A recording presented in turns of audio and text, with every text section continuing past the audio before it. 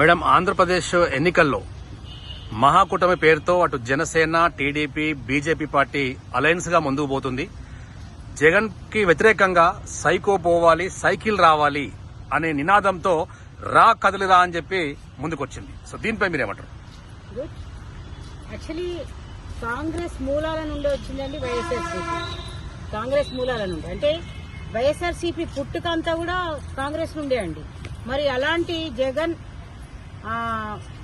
వైఎస్ఆర్ గారి తనయుడు కాబట్టి వైఎస్ఆర్ గారి ఆశయాలను పురికిపుచ్చుకొని కాంగ్రెస్ సిద్ధాంతాలకు అనుగుణంగా పనిచేస్తాడు అని అనుకున్నాం. కానీ నిజంగా చెప్పాలంటే ఒక సైకో విధానానికి నాంది పలికినాడు, పునాది వేశాడండి. We never expected.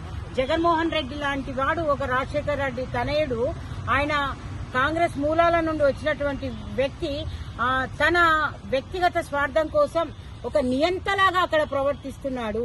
ఇది ఎక్కడ కూడా ఈవెన్ దో రైతులకు గాని, లేకపోతే కార్మికులకు గాని, కర్షకులకు గాని, ఉద్యోగస్తులకు గాని ఎవరి పట్ల కూడా జగన్ న్యాయం చేయలేకపోయినాడు.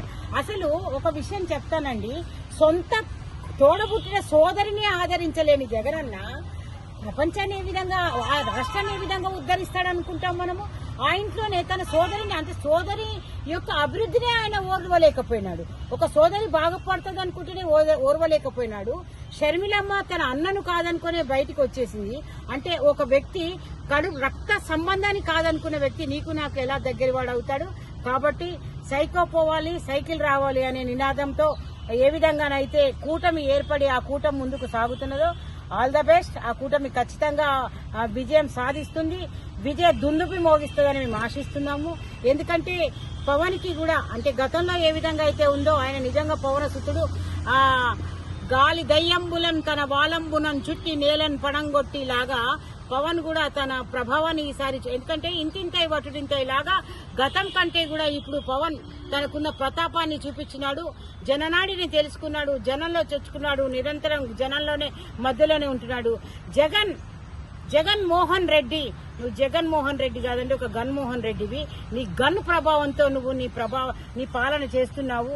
ఆ పాలనకు స్వస్తి బొందబెట్టే రోజు వచ్చింది మా తెలంగాణ భాషలో చెప్పాలంటే. ఎందుకంటే ఎప్పుడైనా కూడా నియంత పోకడలు పోతున్నట్లయితే చరిత్ర చూసుకోండి ఒకసారి. నియంత ఎప్పుడైనా కూడా అంతం కాక తప్పదు.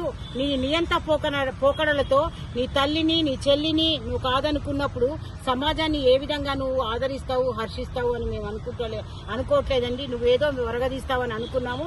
కానీ ఆశించిన ఫలితాలు నీ దగ్గర నుండి ప్రజలు అందరూ కూడా, అన్ని వర్గాల ప్రజలు నీ మీద నిరాశతో, నిస్పృహతోటే ఉన్నారు. కాబట్టి ఖచ్చితంగా నీ అంతం కాక తప్పదు.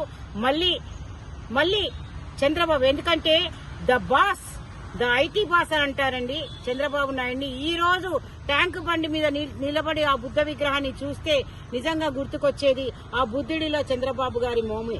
కాబట్టి ఎందుకంటే అది ఐటీ రంగాన్ని కావచ్చు, హైటెక్ సిటీని కావచ్చు, సంపూర్ణంగా ఆయన అభివృద్ధి చేసి ఈ రోజు హైదరాబాద్ అంటేనే చంద్రబాబు నాయుడు అంటేనే హైదరాబాదు. ఆ విధంగా ఆంధ్రప్రదేశ్ లో, మన ఉమ్మడి తెలుగు రాష్ట్రాలలో ఆయన అప్పుడు ఎంతో చాలా చక్కగా అభివృద్ధి చెంది ప్రపంచ దేశాలలోనే ద నంబర్ 1 స్టేట్ గా మన తెలుగు రాష్ట్రాలను నిలబెట్టినటువంటి చంద్రబాబు నాయుడు గారు, ఆయన పాలనను నువ్వు ఇప్పుడు కూడా చూడండి, మొన్న కూడా ఎన్నో కుయుక్తులతోటి, కోడికత్తితోటి నువ్వు ఎన్నో ప్రయోగాలు చేసినావు. అవన్నీ కూడా ఫెయిల్యూర్, నాటకాలు, డ్రామాలు అని ప్రపంచానికంతా తెలుసు. కాబట్టి నీ అంతం తప్పదు. నువ్వు చేస్తున్నటువంటి నాటకాలన్నిటికీ తెరదించాల్సిన రోజు కూడా ఆసన్నమైంది. అందులో నీ రక్త పంచుకున్న చెల్లె ప్రథమ పాత్ర పోషిస్తున్నది, మర్చిపోకు జగన్. అది